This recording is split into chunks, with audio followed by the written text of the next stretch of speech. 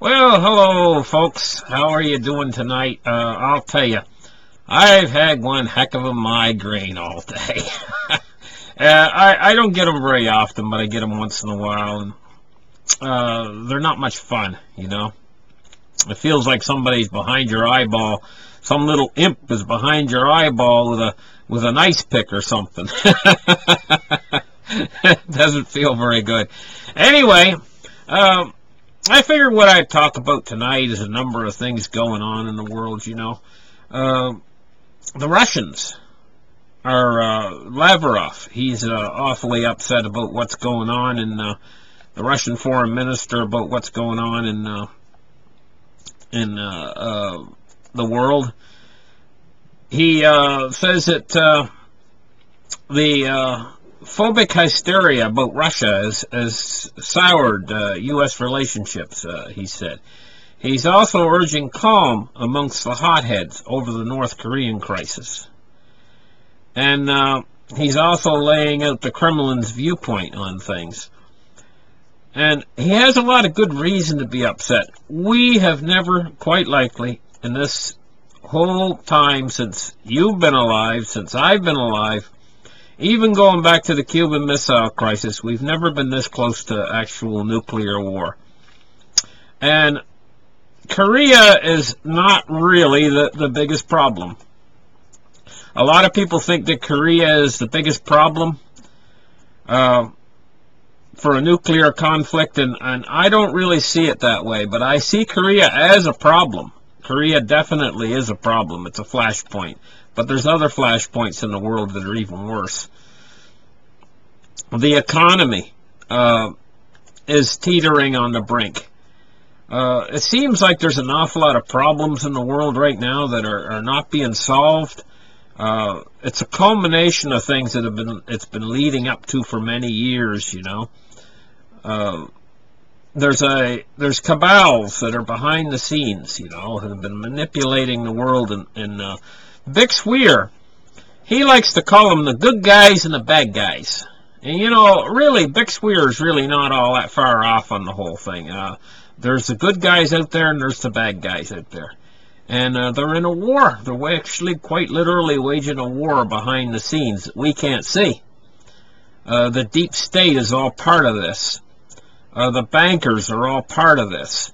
And we've reached a critical spot where we're about 5 minutes from midnight as far as the end of the world is concerned.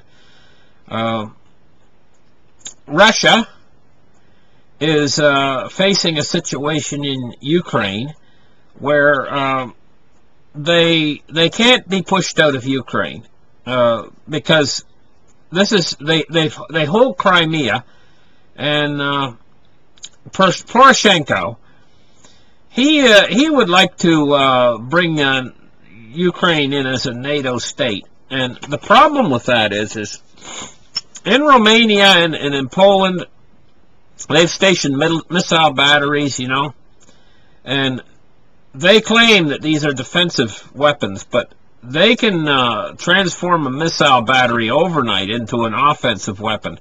And they're so close in proximity, if they were to put missile batteries in Ukraine, it would be so close in proximity to Moscow that it would be something similar to what happened in the Cuban Missile Crisis. And if you don't remember what the Cuban Missile Crisis was, back during the Kennedy administration, Cuba was a place where Russia was trying to put missiles that were going to be aimed at Washington. And there's no way that they would allow that to happen.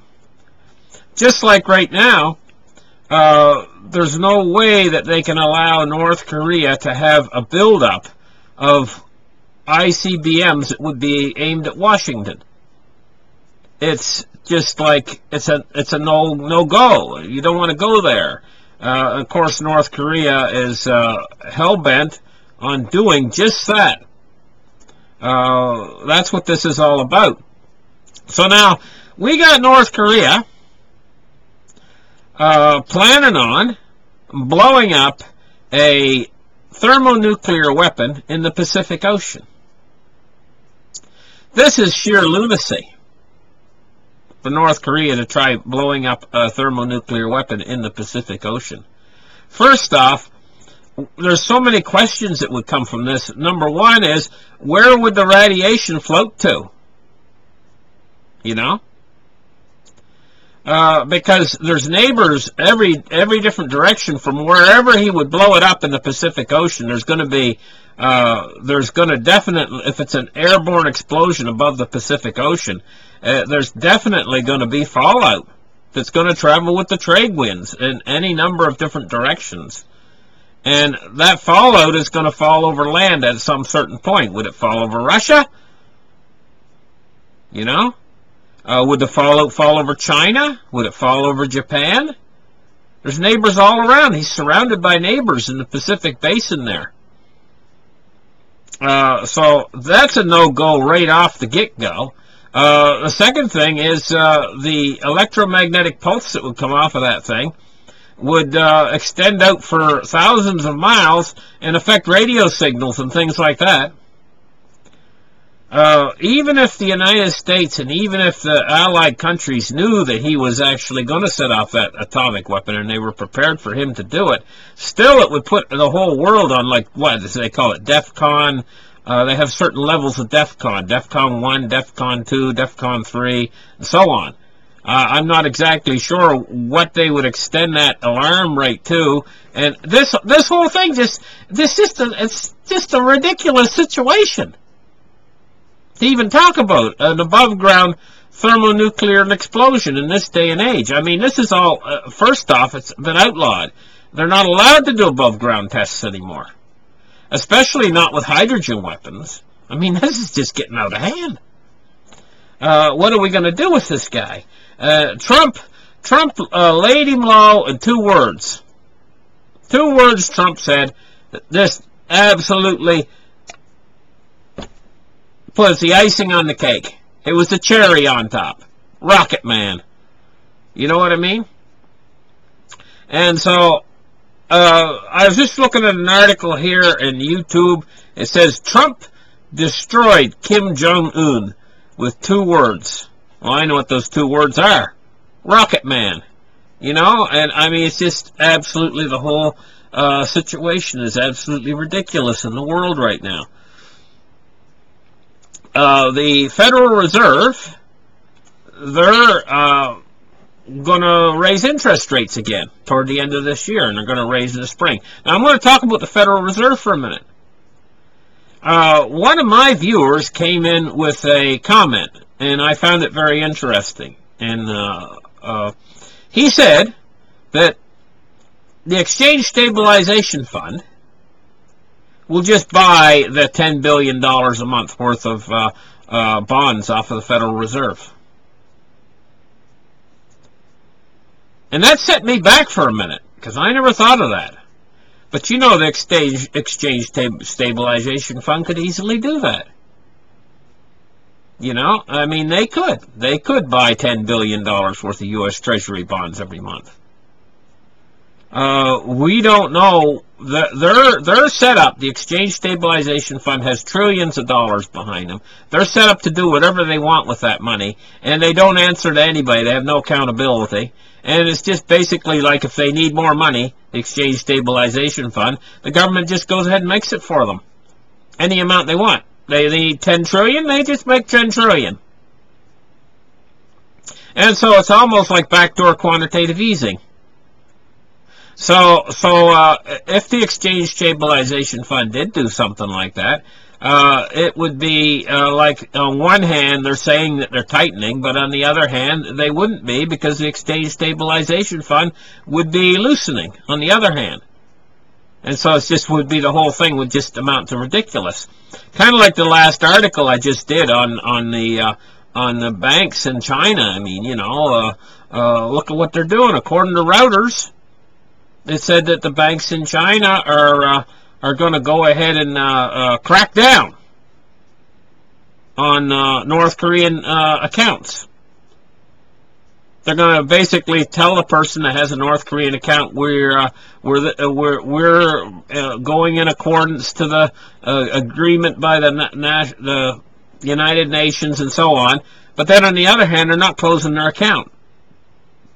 From what I By our definitions, it's called an active account if you're allowed to make deposits and withdrawals. And I believe from what I read there, they're still allowed to make deposits and withdrawals. The only thing they're going to do is just basically stop any new North Korean accounts from being made. But the thing about that is, how many new North Korean accounts has there been being made lately? Does anybody know? Maybe there's been none.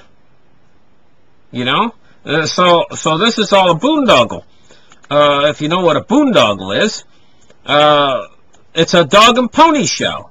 And so all the way around, the whole economy is, if he's right about the Exchange Stabilization Fund buying the bonds, well, again, that would be another dog and pony show that they're pulling on us. You know? And the question is, how long can they keep these games going before something trips and just the whole thing collapses? Now, we got Catalonia in Spain right now. Catalonia is trying to succeed, and they're going to have a vote, a referendum, and the Spanish government right now is being totally oppressive. I mean, there's no human rights. What human rights? There's no human rights. They're not allowed them freedom to vote, freedom to express their democracy. What democracy? You know what I mean? They spout democracy in this modern world, but only when it suits them. Only when it's going along with the politicians. Right now, this is not going along with the politicians, so they're showing themselves up. They're showing that they're not really democratic. You know, they're locking them up and everything, and they haven't committed any crimes. All they want to do is have a referendum. And so, how far will they carry this before they're going to show themselves up for what they really are? That they're really a criminal racket. The whole world is showing itself up for a criminal racket. None of them are any better. I mean, you know, to call the kettle black, we know that North Korea is a criminal racket, but the whole rest of the world's a criminal racket too. They're just pretending like they're nice and good. They're just as bad as North Korea. All of them. So don't call the North Korea black when you're just as black, if not blacker than they are. You're just as black as soot. You know? I mean, because that's just being a hypocrite. So we got a criminal rackets all the way through our entire society, over here in the West as well. We need to weed all of it out. Donald Trump calls it the swamp. The problem is the swamp is more powerful than Donald Trump is. He can't get nothing done unless he works with them. You know? Like the debt ceiling came due. The whole thing would have fell apart on Trump, on his watch. And Trump would have taken the blame for it. He had to work with them. He had to work with Satan himself. He had to get down on his knees, and he had to sign a deal with them. Or they would have brought him down. And then if they brought him down, then he wouldn't be able to get anything done. He wouldn't be able to get anything good done for us. So it's almost like the deal it talked about in the Bible where Jesus Christ was taken out to a high mountain and shown all the kingdoms of the earth. And he said, you can have all these kingdoms, just do one act of obeisance to me. You know? And this is what the governments are. The governments are having to do that act of obeisance in order to fit in with the system. Otherwise, they can't get anywhere. They can't get anything done because the control is coming from the top down. It's coming from the top down like a pyramid, like the big eye on the top of a pyramid is the control mechanism, and all the layers underneath coming all the way down to the people who are at the bottom of the pyramid. But I'm going to tell you what. Take a look at that structure, and what you'll see is the bottom of the pyramid supports the top. Without the bottom of the pyramid, the top is going to come crashing down. So you've got at the top of the pyramid, you've got your chief cornerstone. That chief cornerstone is supported by all of the weight and all the power that's under it. that's holding it up. You know? So, what we have here is we have these globalists, and they want to achieve certain purposes.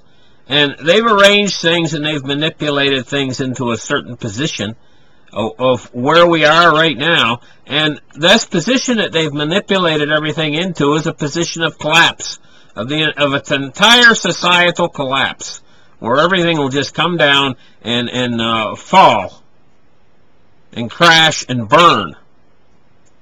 You know? And so, how do we get out of this without all of us crashing and burning with it? You know? Because what they've done is they've made us interdependent. And for you people out there who do not realize what this means, you have to go back in history, maybe 100 years or more. Pretend just for a minute you're on a farm someplace out in the country, you know? And, you know, they got an outhouse for a toilet. And the old man, he goes in the outhouse and he reads the Sears Roebuck catalog. And in the Sears Roebuck catalog, they got all kinds of farm implements in there, all made out of cast iron, and all of them operate by hand or operate from the horse pulling them. You know, they've got machines in there that'll make his hay for him. That'll go through the field, cut the hay, bale it for him. They got machines in there that'll lift the bales of hay up into the loft of his barn. All made out of cast iron. All wonderful, made to last for years and years and years. Cast iron wood stoves, too. You know, that they can put in his house to make him warm in the winter.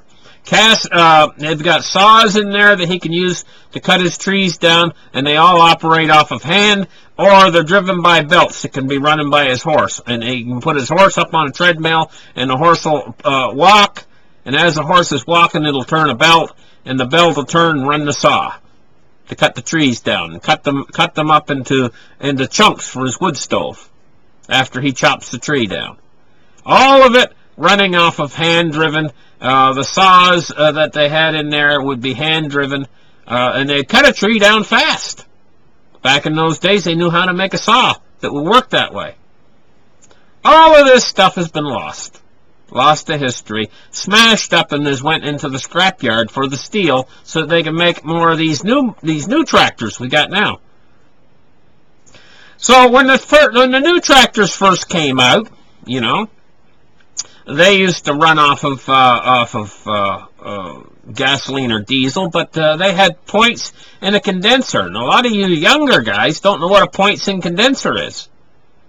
It had a coil, points, and condenser. And it threw a heavy electronic spark into the piston where the spark plug was. Each time you would turn the crank.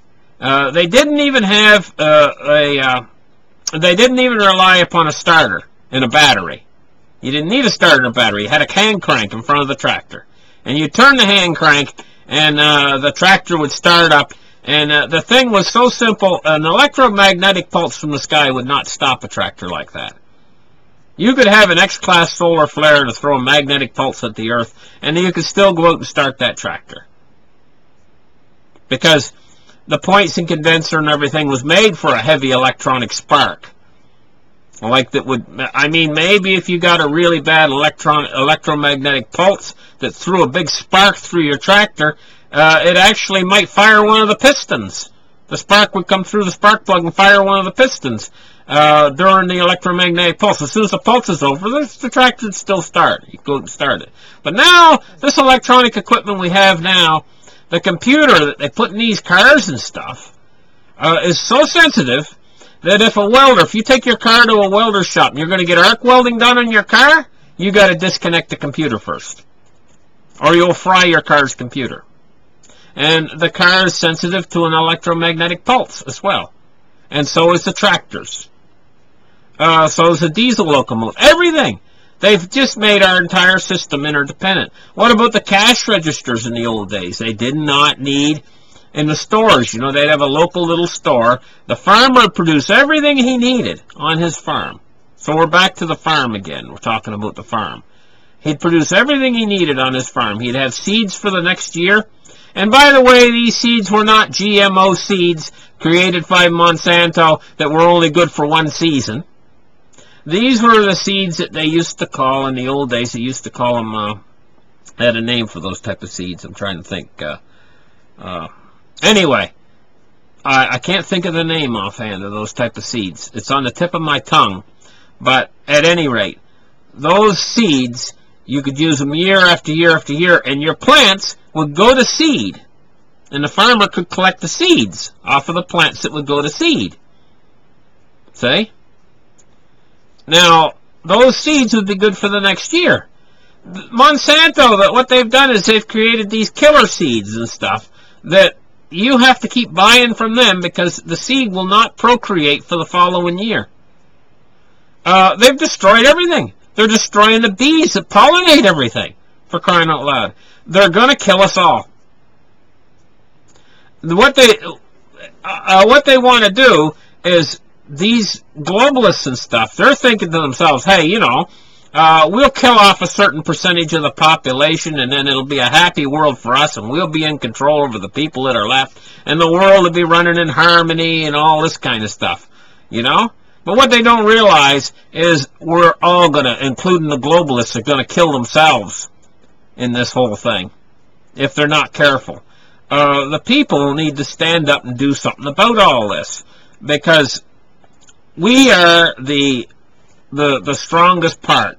We are the part that holds everything up. And these groups out there, they do not realize what they're really messing with. They do not realize how powerful what they're really messing with is. And just like in Raiders of the Lost Ark, do you remember the Germans in the movie Raiders of the Lost Ark were out there trying to find the different things like the Ark of the Covenant and the other religious relics and stuff, and they thought that they knew everything. Oh, we're the know-it-alls. We know everything, and we're in control over all this and stuff. But in the end, they got their faces melted off. If you remember in the movie, they melted like wax because they didn't know what they were messing with. They didn't realize what they were messing with. They didn't realize. There's an old saying, fools rush in where angels fear to tread. You know, and these guys, they think that they really got the be-all and end-all on everything, you know. But the truth is they're messing with forces that are beyond them. They are humans. These guys are humans that are in there, and they're trying to control the world. These guys like George Soros and the globalists, you know who they are. All the different groups of them. I'm not going to name them all. They're all out there. I mean, I named George Soros because he's very obviously in with these globalists and their agendas and everything that they're trying to do. But these guys, all these globalist guys, are human, and they think that they're above it all. But what they don't realize is that they're being controlled like a bunch of marionettes. They are being controlled like marionettes. And they don't realize it, but the controllers out there are going to kill them first. Because the ones that they are really messing with have no qualms at all. They will be the first. They're next. It'll be first on the line. Not us, not the people. It'll be their necks that are first on the line. And the reason why is because it's just like in the Bible it talked about there was King Saul, you know. And I'm going back a little bit into this stuff. I don't talk about this stuff too much, but I'll talk about it tonight. I got a headache. What the heck, you know? I'll talk about it a little bit. There was King Saul, and there was King David in the Bible. And one of these guys come running up, you know, and he said he thought he was going to get a prize or a reward. He said, I was out, and he said, I killed Saul, you know. And he was coming in, he thought he was going to get a reward from David for doing the dirty deed to King Saul. And King Saul said, what did you say? Did you say you killed him? He says, yes. And he was only, I guess he was only bragging or something that he killed him because he thought he was going to get a reward. And David said, you killed the anointed of God, and you're coming to me and bragging about it. He said to one of his soldiers, he said, run that guy through with the sword. So he got his reward right then and there. He thought he was going to get a good, bountiful reward. Thought he was going to get what was coming to him. He got what was coming to him all right. You know? So I mean, what I'm trying to say here is they think that they're going to reap all the rewards by taking us out. I'll give you another little illustration. Even a small animal. You get a squirrel in your house running around. That squirrel's scared as hell. He's scared. He's scared to death. He's running around inside your house. You know? And he's jumping on the walls, jumping on the curtains and stuff. You know? Now that's only a little animal and only weighs 3-4 ounces. But they say never corner an animal. That animal's cornered.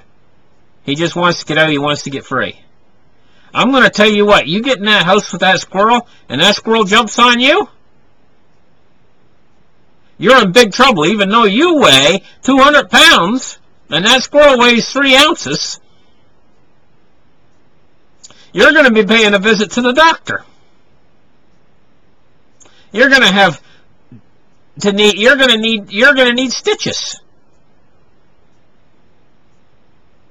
You won't know what hit you. You know? And this is the way. And if you get a bigger animal cornered, like if you corner, say, a raccoon or something, right? And I'm telling you, he'll rip you to shreds. You won't know what hit you. Right? Or if you corner a cat or something, you get them in a corner. Now, this is the way of humanity right now. These guys are thinking, hey, you know, I mean, we got them where we want them. We're going to take them out. We're going to do this and do that. Never, never underestimate the spirit of mankind. The power of the spirit of mankind. The spirit and the will to live. The spirit and the will to survive. The spirit and the will to have a happy life. And not to be ground under like Kim Jong-un is doing to his to the people that are. I heard about what happened to his musicians. He had a group of musicians that were working for him, playing lovely music for him and stuff. Blah blah blah blah blah. You know, and he took them out and he used an anti-aircraft gun on them. Well, I'm going to tell you one thing about it. They didn't feel much pain. I mean, that thing would have just instantaneously, it would have been like getting caught in a bomb explosion or something. They didn't feel much pain. And then he ground them up with these, I was going to say bulldozers, but it was actually tanks. He rolled them over and ground them under the wheels of the tanks. What a world we live in. You know? That's an absolute brutal. But you know, these guys like ISIS over there, they were into certain different types of mutilation and stuff that they were doing to people as well. Back during the Inquisition, the Spanish Inquisition, they were doing some sorts of brutal mutilation. They had a machine there that they called it the Iron Maiden, and they would put people inside it and slam the door shut on them. A bunch of needles would go through you. You know. Who thinks up this stuff, you know? So, I mean, okay, I'm straying a little bit from my topic matter here, but we got these globalists here in the world, and they've cornered humanity. They've essentially cornered humanity. Here you are, back in the 1960s. Generally, things were a little bit more, they weren't as open as far as men and women were concerned. Back in the 1950s, they had more preconceived ideas about a woman's role and also a man's role. Now, I don't go along with these things. the preconceived ideas and preconceived notions of a man and a woman's role. I don't go along with societal values whatsoever. I don't go along with it. I don't go along with what society's preconceived ideas are about what they expect from the roles of men and women either.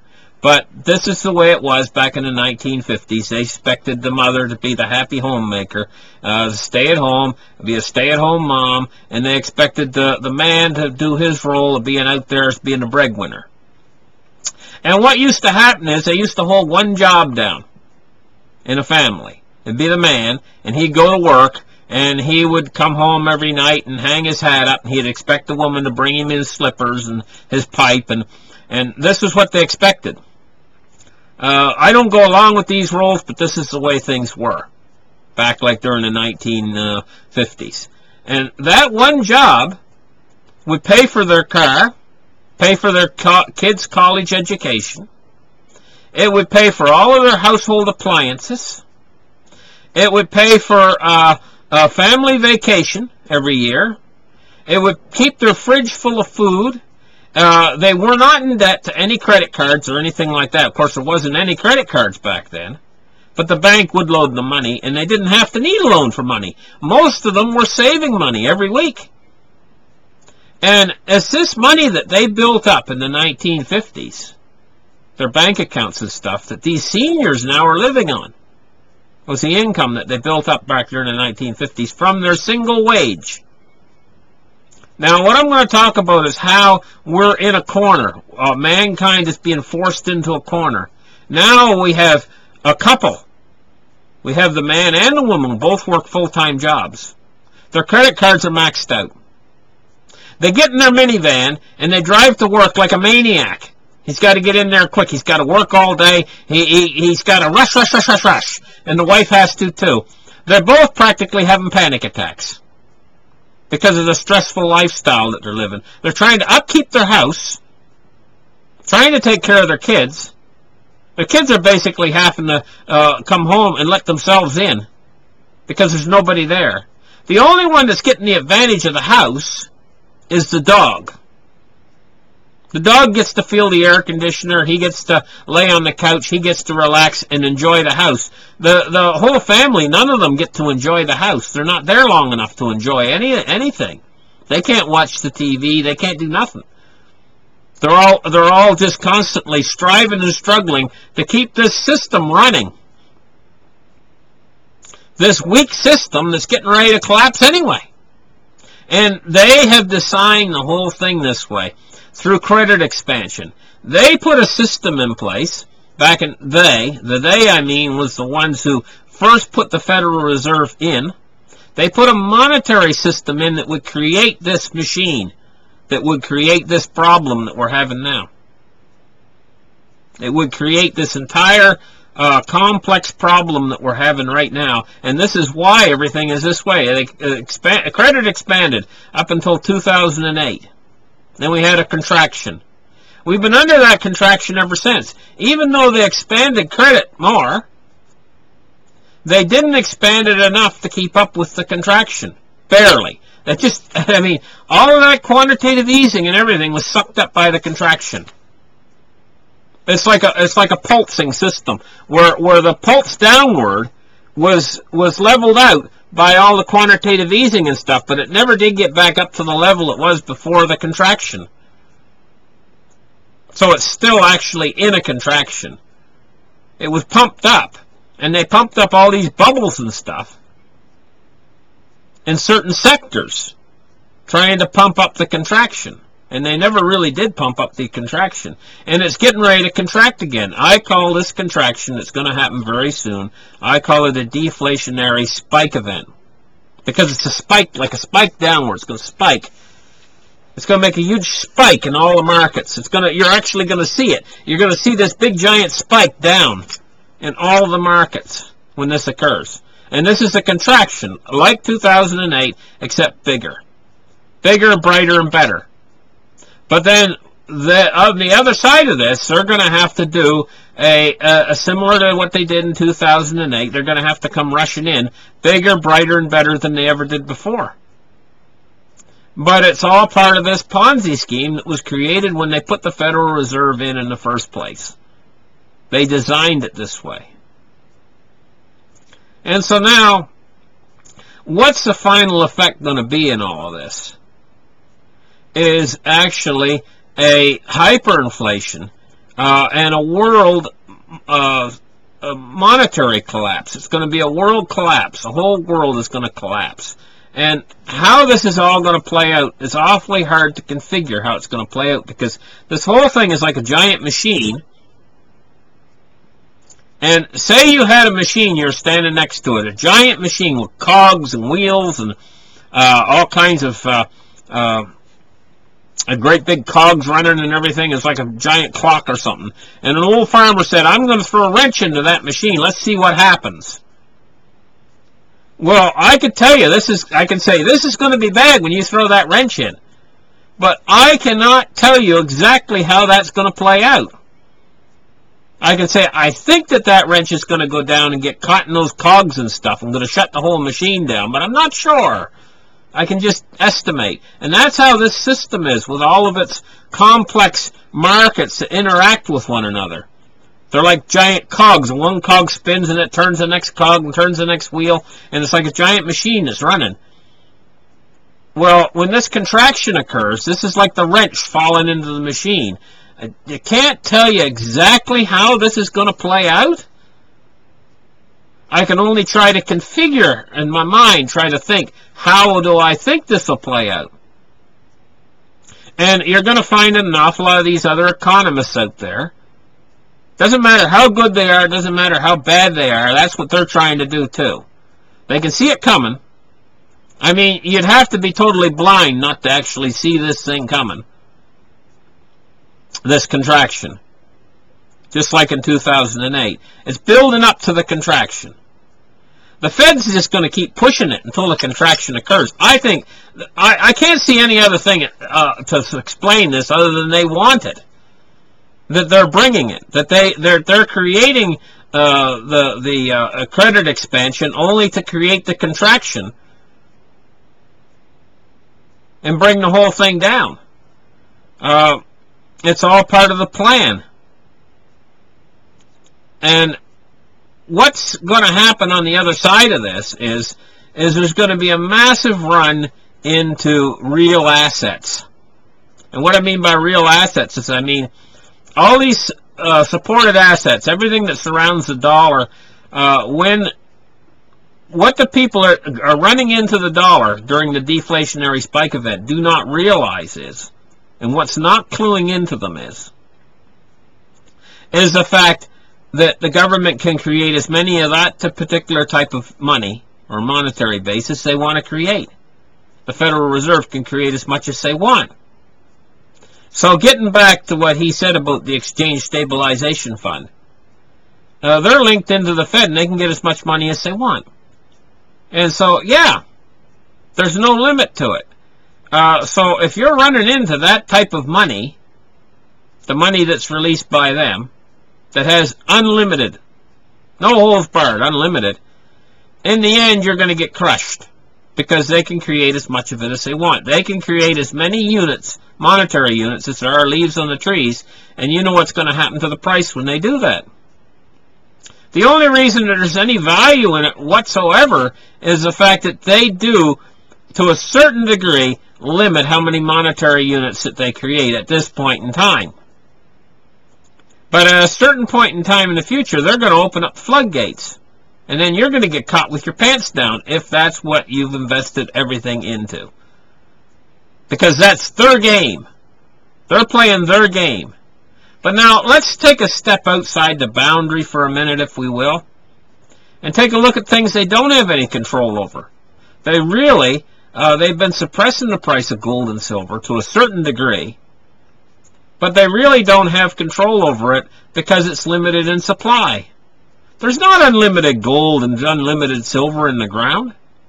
And it's the same way with Bitcoin and all these other cryptocurrencies. They're limited in supply too.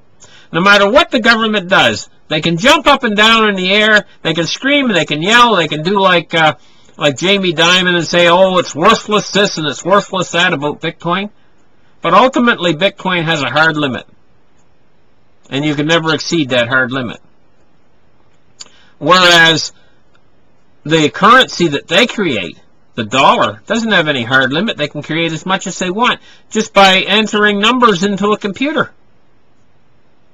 So when you play that, you're playing their game. And they can talk a mean game and everything. On one hand, they can use like Jamie Dimon as their spokesperson to get out there and say, hey, you know, Bitcoin's absolutely worthless.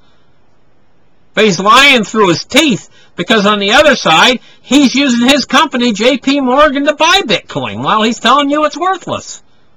Talk about two-faced. You know? He's out there buying it while he's telling you not to buy it. What's that all about? And he's also buying silver, because he knows. He knows what's really going to go up in value, and he knows, and he's buying it with these defunct dollars that are going to become worthless in the end. The erosion to the petrodollar has taken place for years now, and the petrodollar is going to go down. It is the world reserve currency.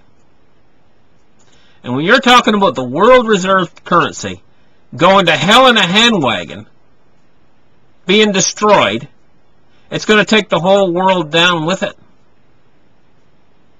It's going to be the biggest transfer of wealth that's ever been seen in this world, because all of the wealth that's in the world that right now is based in dollars.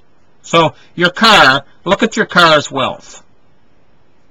The guy says, hey, you know, my car's worth $10,000.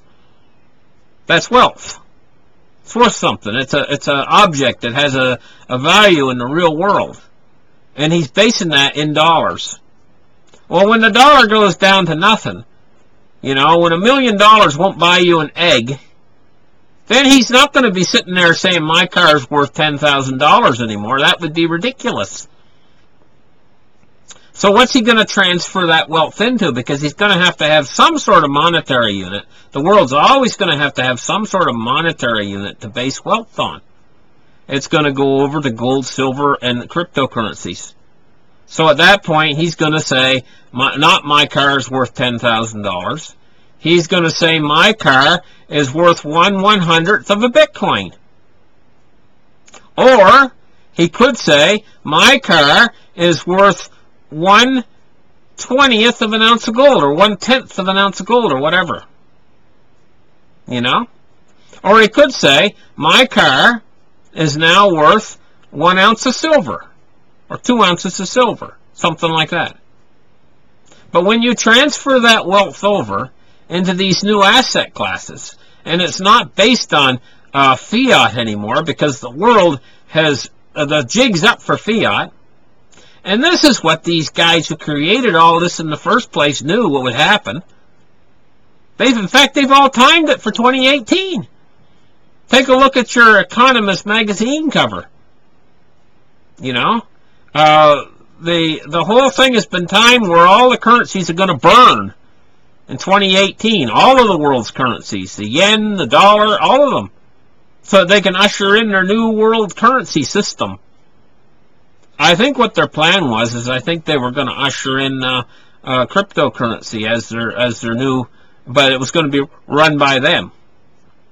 And I think that this is part of the whole thing is something weird happened is the people aren't willing to accept a pre-mined currency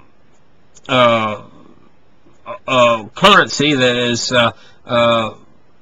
owned and regulated. They don't want that. They want freedom, you know, so they got to get the people to accept it. So what's going to come next? I don't know. I can only guess that somehow they'll probably come up with something to try to demonize Bitcoin and the other cryptocurrencies and say, hey, you know, they're being used for nothing but money laundering, and they'll probably try to clamp down on all of it. The People's Bank of China already is. But what are they doing? They're clamping down on Bitcoin on one side, and they're coming in on the other side with their own and saying, here, take ours. The People's Bank of China, you know, is creating a cryptocurrency that's going to be run by them. And they're fine with that. They love that. but it's going to be centrally run. They want the people to use that. Don't use the Bitcoin. Use ours. Use our centralized version. Use ours that's going to keep your wallet address registered with us so that we have control. And this is what they wanted all along. They don't really care about us any. They want to keep us in a position of servitude to them as the lower layer, like of the pyramid. We're the what supports them all, and they sit up at the top, and they just use the whip on, keep their foot on our back as the people. Now, if we, as the people, stick with the cryptocurrencies that are not regulated, and that are not owned by the central banks and stuff, if we absolutely refuse to use theirs, then what might happen is we might enter into a golden age of freedom.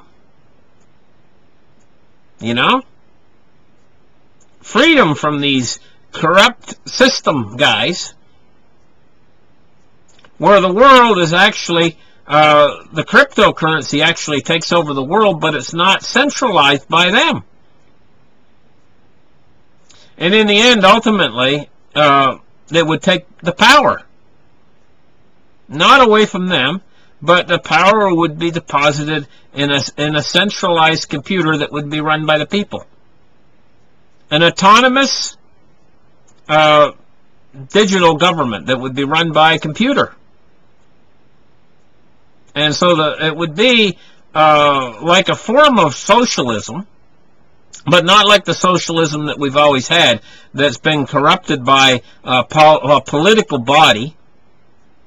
They call it socialism, but actually what it is a political body runs the socialism. They always have that. And they're the core group that run a socialist government, you know. And what they do is they always crack the whip on the people. They're the ones who have all the food in the end. They're the ones who have all the money. They're the ones who have everything, while the people get poorer and poorer and poorer. So that form of socialism is very similar to crony capitalism, which works exactly the same way.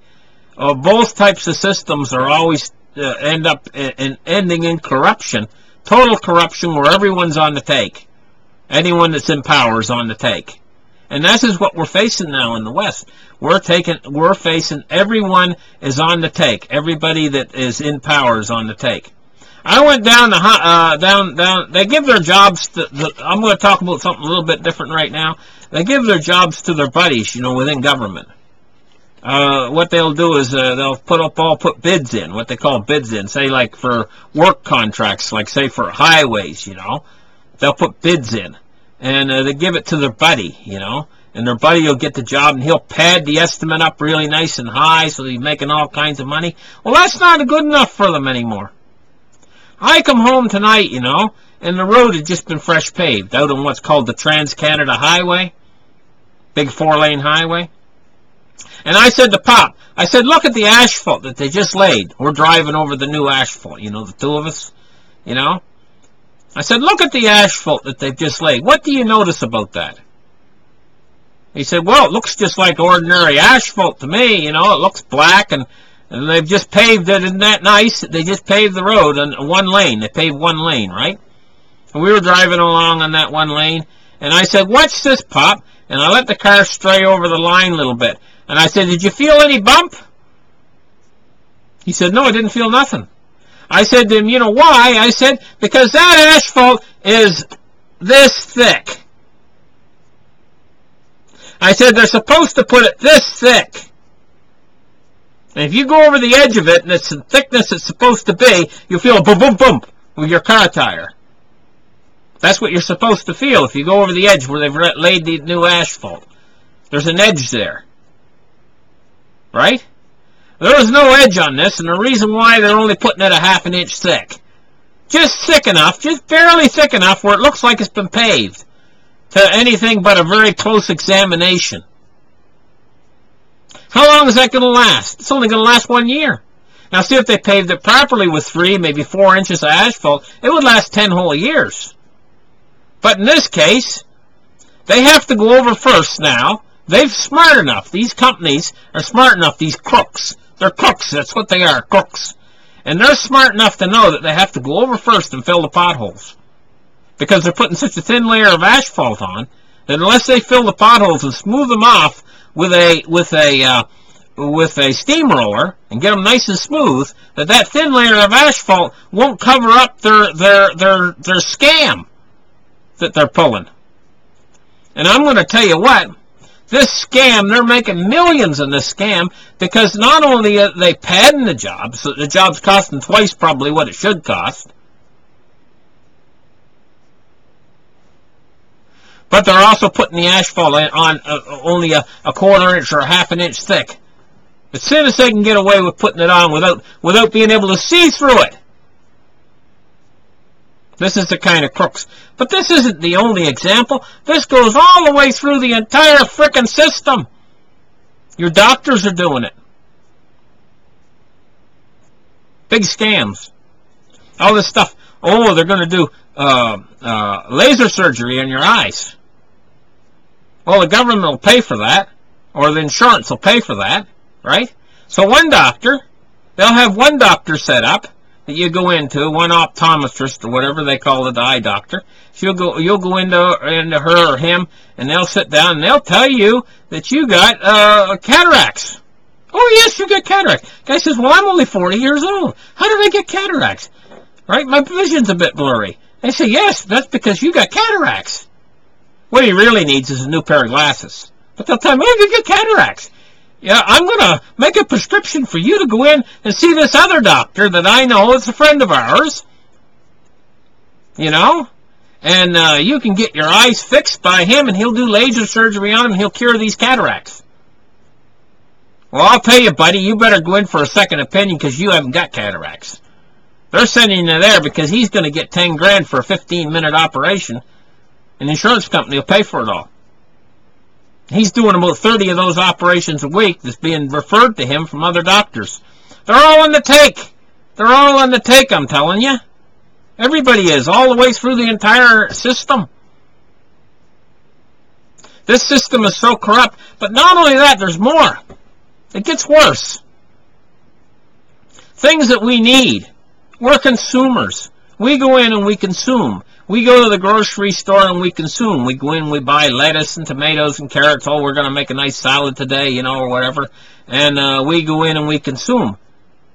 And we assume all these things just keep coming and magically appearing in a grocery store like they've always appeared in the grocery store. But what do we actually do? What do we actually make? Well, you take a look at your next door neighbor there on one side of you in their house next to you. Right? Say she works as a dental assistant. So that's service. That's fixing somebody's teeth. But what does that? Does that produce the cabbage that's in the store? No. Does that put the carrots in the store? No.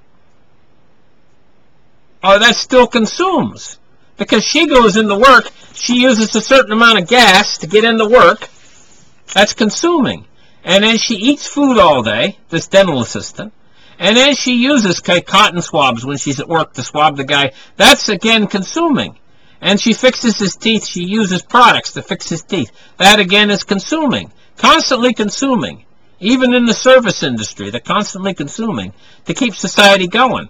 An example of this would be all the sick people that are in the hospital. Got a hospital full of sick people. If you were to take all those sick people and make them suddenly well, they all come to health again. They all jump out of the beds and jump up and down. I'm well, I'm miraculous. Say a guy had a magic wand. He could make all the sick well, and all in America. Our economy would collapse. If all the sick in Canada and America were suddenly well, no health problems anymore whatsoever. He waved his magic wand. They're all well. Oh, the entire economy would collapse. Everything would collapse. It's because we are actually top-heavy. The whole society is top-heavy. Not only are we interdependent on everything else, we've made ourselves dependent, like I was explaining to you before, but we're also top-heavy. And this is why when this whole thing comes crashing down in the end, It's going to be like Humpty Dumpty. Humpty Dumpty had a great fall. Humpty Dumpty, and he smashed all the pieces, and they said all the king's horses and all the king's men could not put Humpty Dumpty back together again.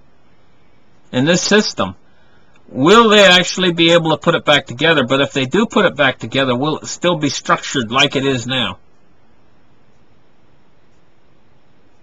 I'm telling you, we're in a mess. I don't know what the solution is, but I do know that it all goes back to how they put this thing together originally to begin with, and the Federal Reserve is playing a stupid game of Jenga, and if they bring this whole thing down, it might be more than they bargained for. So listen, thank you guys for listening. Like and subscribe, and we'll catch you in the next article.